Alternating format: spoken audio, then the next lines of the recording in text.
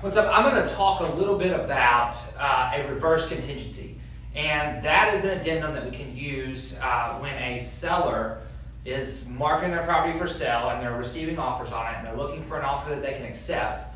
But the seller, as competitive as it is out there as a buyer, it's great when you're a seller, but most of the time when you're a seller, you're about to become a buyer. And how do you navigate this challenge of finding a property to move into, when you have your house sold?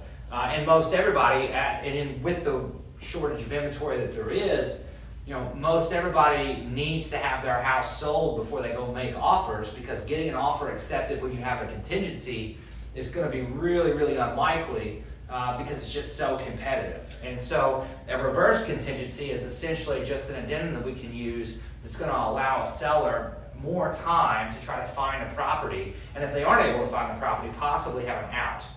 And so I'm kind of going to talk about how this works. I know it's something that a lot of people, especially consumers, but even some agents aren't even familiar that you can do this. So the reverse contingency, why do we need a reverse contingency? I just looked up just a little bit ago.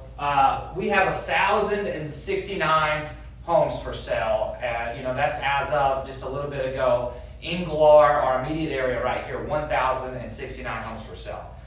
We're something like 50 and 60% under the inventory that we had 2 years ago. And then 2 years ago, if you remember, we were already still in a hot real estate market.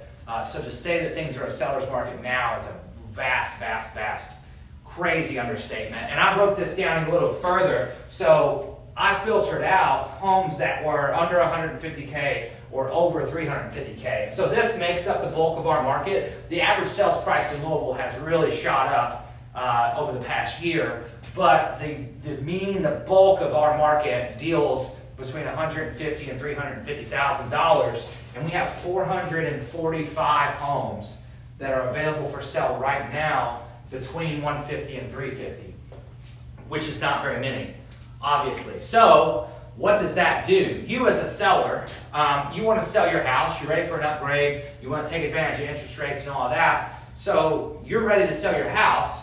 You need to sell your house in order to buy the new house. So you can't go out and go house shopping before you have listed your house and you have a contract on your house, because if you do that, you are going to have to make your offer, and it's going to be contingent upon you getting a contract and selling your house.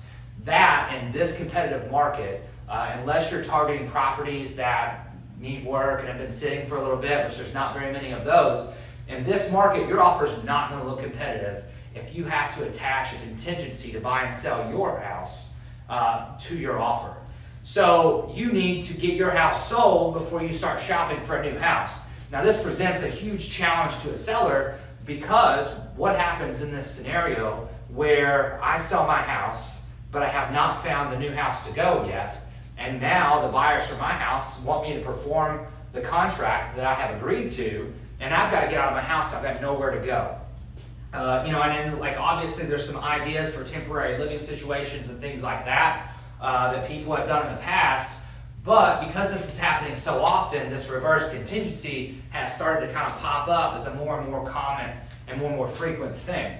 And basically what that's going to allow you to do is you can market your property, you're going to list your property for sale, you're going to market it for sale, you're going to get offers on your property, and then essentially as part of your counter, your buyers may not have a contingency attached to their offer. They don't need to buy and sell their house, it's already done. But what you can do is have a contingency that says you are not going to sell your house unless you find a new property. And then there's going to be a time in that addendum, 30 to 60 days to try to find and get a property under contract.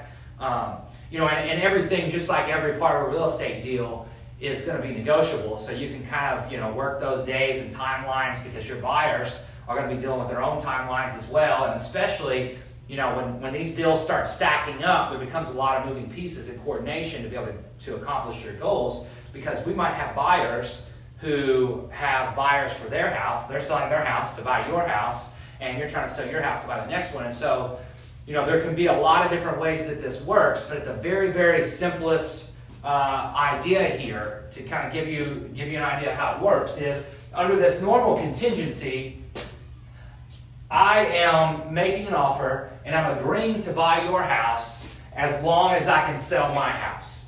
And so then I make this whole offer at the very beginning. It's at the very end. It says contract is contingent upon the successful sale and closing of the buyer's property located at blah blah blah blah blah. That was a common way to do it, but we can't get that accepted nowadays. And so now we are even so far into the seller's market that contingency is working backwards. And so now as a seller, I'm getting offers on my property and I'm going to send back a contingency to them that essentially says, you can buy my house as long as I can find a house for me to buy and to be able to get in there. And this gives an option for a seller to be able to go ahead and market and list their property for sale without the fear of selling their house and having nowhere to go. And then hopefully, as more people realize that this is a possibility, maybe we can start getting some more houses to the market and start to balance things out a little bit, because I think it would be better for everybody, the buyers and the sellers, because even when you cash in as a seller, you're still a buyer, so it's a challenge there. And so as we start to get more inventory to the market and balance things out a little bit, it will truly be better for everybody in the end to be able to kind of balance that inventory.